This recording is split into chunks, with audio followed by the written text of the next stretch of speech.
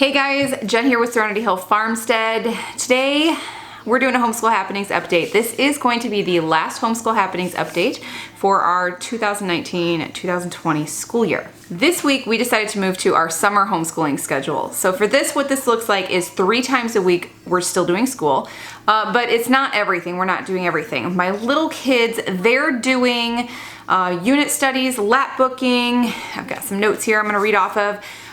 We definitely want to be consistent. Everything we do, I want to be consistent with everything that we've learned so far. This is especially important for my kids that have dyslexia, who want to keep going with their reading, because if we let off at all, we fall way behind. So we want to keep going with that. So we're still doing daily reading. Reading is something we incorporate into our days, specifically with our bedtime routine.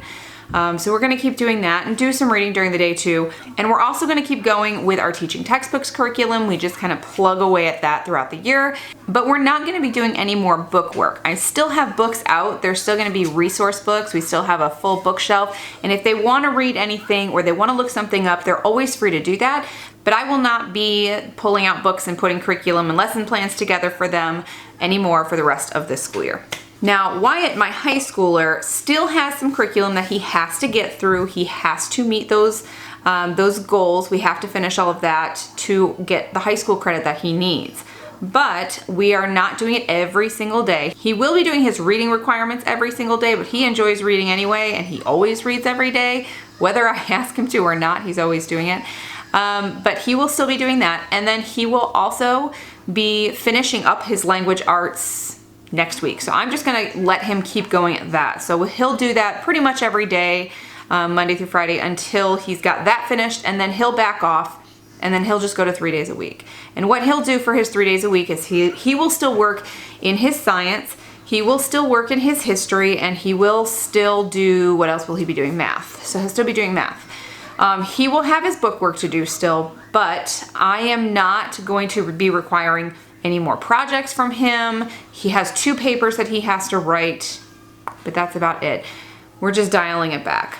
So we are year-round homeschoolers. This is the time of year that we always step back from our curriculum and do more hands-on learning. But this year particularly is way, way off. When I got sick last year, it was June. I got sick, yeah, it was mid-June, late June, somewhere around there. And we started school in early June, got through a week or 2, and then I got sick. And then we didn't do anything for school at all until, I want to say we started getting into things again in September. We didn't get back to full-time schooling until mid to late October. So for year-round homeschoolers, that is way late on the schedule that we were on. So I was so sick for so long, I just didn't sweat it. I really didn't want to push both myself and my kids to try and double down and get everything in, and they'd be miserable and I'd be miserable, and that's just not what we're going to do. Instead, I just set the goals. The kids met these goals and we're moving on. So the decision to switch to our summer school schedule is not because we have everything done and we're just ready to move on. It's because we're at that time of year now where we need to be outside more. We need to be spending most of our time outside now, getting our garden in, doing all sorts of work for that. We're moving animals around. We have more animals now, and those animals need care and just daily maintenance, taking care of them and the structures that they're in. We have a ton of projects that we're continually working on our farm, and all of the dozens of other random things that pop up on the homestead that never seem to all be done in a day. So at this point in time, the type of homeschooling we're going to be doing through our summer months are what I like to refer to as homestead homeschooling. So for those that don't homestead, what homestead homeschooling is basically keeping your education. You're still constantly learning, but everything is very hands-on. And now I'm sure this is not a new concept for so many of you, but this is completely taking the education out of the books and onto the farm. We learn about animal and plant life cycles by planting the seed and nurturing its growth and then harvesting off of that. We do this exact same thing every single year, but every year the lesson is a little bit different. For the little kids, it's the basics. Here's a seed, it needs soil, it needs water, it needs sunlight to grow. Then the following year they'll learn about photosynthesis and root systems and soil components. And then once they get older, they're learning about soil pH and nitrogen fixing plants, nitrogen depleting plants, pests in a garden and how to watch out for them, how to treat them organically, because that's just the type of homesteading that we do. They'll find and take care of the good bugs, the bad bugs, and they'll learn so many endless things. It's endless learning. They'll learn about the soil biodiversity, so many different things. It is truly endless learning. I am still endlessly learning about it, and I hope that that never stops. For our animal life cycles, new animals are coming in. We just got all of our chickens, and we have put them out on our land, and they got to be a part of that whole process. We'll be incubating eggs, what we're thinking of doing for next year. So inevitably in that, when you're raising animals, some of them will die, either from disease, from injury, just failure to thrive, something doesn't work in the whole process. It happens. That's just part of life on a farm. Animals that we do raise, some of them will keep. Our chickens that we have now, most of them will be layers. Some of them will end up meat for our freezer, and the children are all part of that process. For some of them, it is a harder process than others, but they are all willingly part of the entire process. When we hunt in hunting season, which is October to January, February, I can never remember the dates exactly.